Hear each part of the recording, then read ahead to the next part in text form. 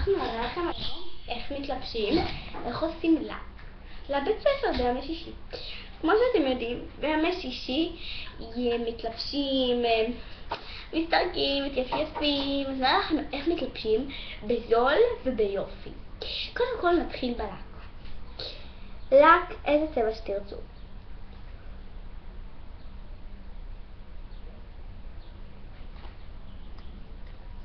היא עושה לי את הלק באצבע אחת, לא מורחים המון ולא מורחים קצת. תראו איך זה נראה, כמו של ברבי. ועכשיו אנו נשים מצמצים על הלק. כמובן שלא המון, ממש טיפונת, שלא ייראה מגעיל ומכוער.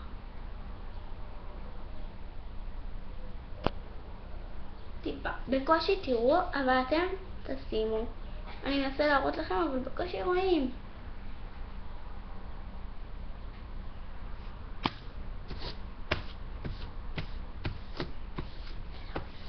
הנה. בואי ננסה לכם כל הזמן. רואים טיפה?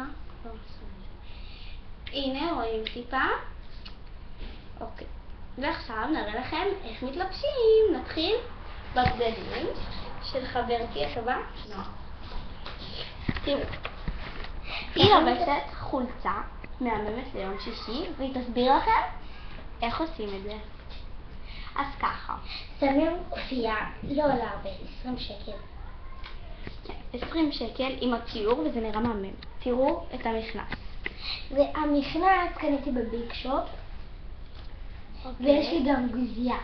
גוזייה אדומה, זה מתאים לשחור. ככה. עכשיו, סקסי. רגע, תסבירי להם איפה קנית את הגופייה. קניתי את הגופייה בביג שופ, את זה ואת זה. אוקיי. עכשיו, ויש לי אני אתחיל. אז ככה, נועם תסביר לכם הכל. תראו. תראו. לקחתי חולצת נמר. קניתי אותה בסלונונג. היא לא עולה המון כסף, היא עולה מה זה קצת, איזה 50 שקל, ולחולצה הזאת, תאמינו לי, זה זול. המכנס הזה גם בסלונונג, כל קניתי בסלונונג. אפשר לעשות את זה כחולצת בטן, ככה. הנה. וככה. ואת החולצה, ואת המכנס, שמים אותה ככה. אפשר להוציא את הסוכים החולצה, אני מתכוונת. הבנתם? ככה. הבנתם? וזהו. ביי.